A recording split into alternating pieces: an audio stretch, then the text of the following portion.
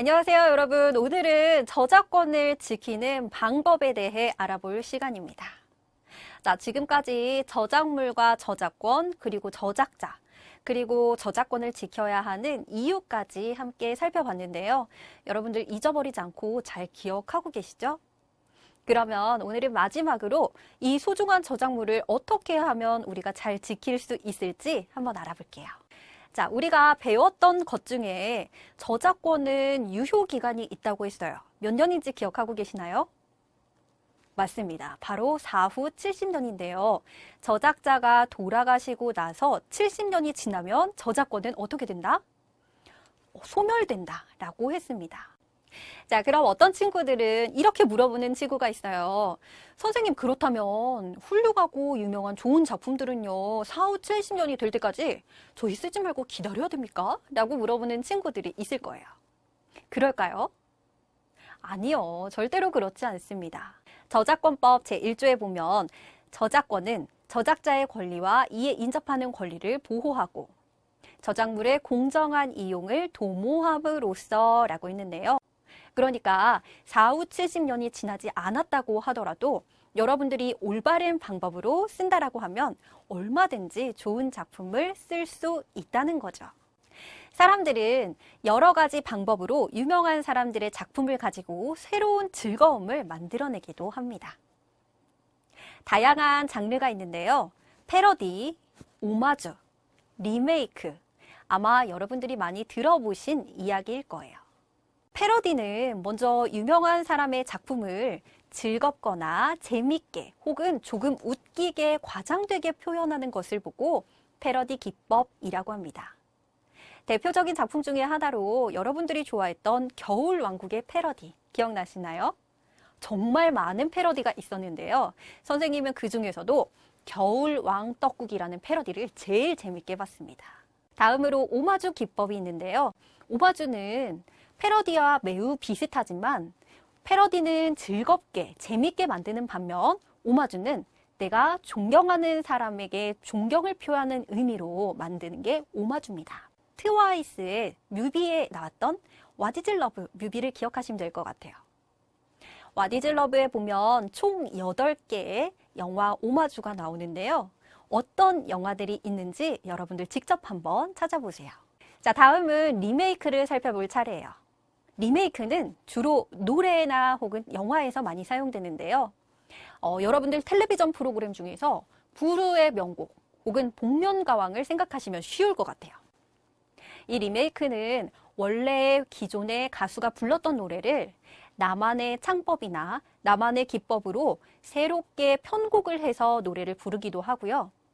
또 영화를 드라마로 제작하기도 하고 웹툰을 드라마로 제작하기도 합니다. 이렇게 장르를 바꿔가면서 제작하는 것을 보고 리메이크 기법이라고 합니다. 사람들은 패러디, 오마주, 리메이크를 통해서 다양한 작품들을 새롭게 재생산해내고 거기서 즐거움을 찾는 방법으로 이 문화상품을 사용하고 있습니다. 그런데 이 세 가지와는 다르게 절대로 사용하면 안 되는 기법이 있습니다. 바로 표절인데요. 이 표절은 다른 사람의 작품을 내가 만든 것처럼 속여서 내놓는 것을 보고 표절이라고 합니다. 표절은 명백한 법을 위반하는 행위이기 때문에 여러분들이 절대로 하시면 안 되겠죠. 다음으로는 정당한 대가를 지불하고 사용하는 방법이 있습니다. 예를 들어 볼게요. 여러분들이 마트나 편의점에 과자를 사 먹으러 갔어요. 맛있는 과자를 사 먹기 위해서 뭐를 가지고 가죠? 맞습니다. 바로 과자의 값으로 지불할 돈을 들고 가겠죠. 저작물도 눈에 보이는 상품은 아니라고 할지라도 가치를 가지고 있는 상품이기 때문에 이것을 살 때는 그에 대한 대가를 지불하는 것이 맞습니다. 그래서 음악이나 영화를 볼 때는 어플을 통한 이용권을 결제하거나 아니면 유료로 티켓을 구입해서 영화관에서 영화를 보는 것도 좋은 방법이 되겠죠. 자, 다음으로 우리 친구들 과제를 하실 때 인터넷에 있는 자료들을 많이 활용할 거예요. 선생님도 네이버나 구글 혹은 유튜브에 있는 자료들을 많이 활용하는데요. 인터넷에 있는 글이라고 할지라도 이 글을 만든 저작자가 있을 거기 때문에 그 저작자에게 반드시 허락을 받아야 합니다. 이럴 땐 댓글이나 쪽지나 메일 등을 보내서 저작자에게 사용의 출처를 밝히고 목적을 밝혀서 허락을 얻어내시는 게 가장 좋은 방법입니다. 그런데 가끔 이런 분들 계세요. 아니, 저작자분이 너무 바쁘신지 답장이 없으시더라고요. 네, 그럴 수 있습니다. 그래서 그럴 때를 대비해서 만든 마크가 있습니다. 바로 CCL 마크라는 건데요. 나에게 따로 허락을 받지 않더라도 여러분들은 이 자료를 사용할 수 있습니다 라고 알려주는 마크입니다. 그런데 이 마크가 있다고 해서 무조건 다 사용할 수 있느냐? 그것은 아닙니다. 바로 이 조건들을 지켜주셔야 되는데요. 사람이 그려져 있으면 저작자가 누구인지 표시해달라. 그리고 느는 바꾸지 말고 그대로 사용해 주십시오. 비영리는 돈을 버는 일에는 사용하지 말아주세요. 동일 조건 변경 허락은 변경해도 괜찮지만 2차 저작물에도 똑같이 CCL 마크를 달아주시길 부탁드립니다. 라는 표시입니다. 이제 여러분들이 이 저작권을 지키는 방법에 대해서 배웠습니다. 그런데 주위에서 아직 저작권을 배우지 못한 친구들은 이렇게 얘기할 수도 있어요. 야, 내가 좋은 음악 파일 있는데 좋은 게임 자료가 있는데 너한테도 보내줄게. 우리 같이 하자 라고 할 수도 있어요. 그럼 어떻게 될까요? 네, 절대로 받으시면 안 되겠죠. 그리고 저작권이 얼마나 중요한 건지 이 중요성을 친구들에게 알려주셔야 합니다. 그리고 마지막으로 가장 중요한 게 있어요. 저작물을 만들어주신 저작자에게 감사하는 마음을 갖는 겁니다. 우리 저작자분들은 여러분들이 즐겁게 음악을 듣고 책을 읽고 TV를 보고 만화를 볼 수 있도록 좋은 저작물들을 만들어주시는 감사한 분들이세요. 그러니까 이분들에게 감사한 마음을 갖고 표시하는 것은 당연하겠죠. 이렇게 우리가 오늘 저작권에 대해서 배웠지만 아마 아직도 저작권에 대해 궁금한 점이 많은 친구들이 있을 거예요. 그럴 때 모르니까 그냥 써도 괜찮을까요? 아니요. 모르는 것은 물어보고 쓰셔야 됩니다. 한국저작권위원회 홈페이지에 들어오시면 다양한 자료들이 준비되어 있고요. 그래도 나는 잘 모르겠다 하시는 분들은 1800-5455번 한국저작권위원회 상담센터입니다. 이곳에 전화 주시면 전문 상담 선생님들께서 여러분들의 궁금증을 시원하게 풀어드릴 거예요.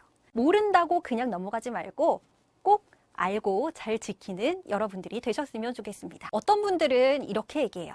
저작권과 공유는 동전의 양면과 같다. 손바닥의 앞뒤와 같다라고 이야기하세요. 그러니까 저작권을 잘 지키면 사람들이 함께 쓸 수 있는 공유는 사라지고 공유를 잘 하게 되면 저작권은 지키기가 어려운 것 아닙니까? 라고 이야기를 하는데요. 여러분들이 공유를 올바른 방법으로 해주신다면 우리나라의 저작권 역시 더 발전할 수 있을 거라고 봅니다. 자, 여러분 세 차례에 걸쳐서 저와 함께 저작권에 대해 알아봤는데요. 저작권은 네모다. 빈칸을 채우자면 여러분들은 어떤 단어를 넣을 수 있을까요? 저는 저작권은 농사와 같다라고 생각합니다. 자, 여러분 농사는 봄에 열심히 씨를 뿌리고 여름에 잘 가꿔야 가을에 거둘 게 풍성하죠. 저작권도 마찬가지로 여러분들이 학생인 지금부터 관심을 가지고 잘 지키려는 노력을 해야 여러분들이 자라날 동안 쓸 수 있는 좋은 저작물들이 더 많아질 거고요. 혹시라도 여러분들이 저작자가 된다면 내 권리를 당당하게 주장할 수 있는 힘을 갖게 해줄 겁니다. 자, 이렇게 저작권은 잘 쓰면 여러분에게 즐거움을 주지만 잘못 쓰게 될 경우에는 벌을 주고 여러분들을 힘들게 할 수도 있습니다. 여러분들은 어떤 방법으로 저작물을 사용하실 건가요? 앞으로 여러분들이 저작물을 활용하는데 많은 도움이 됐으면 좋겠습니다.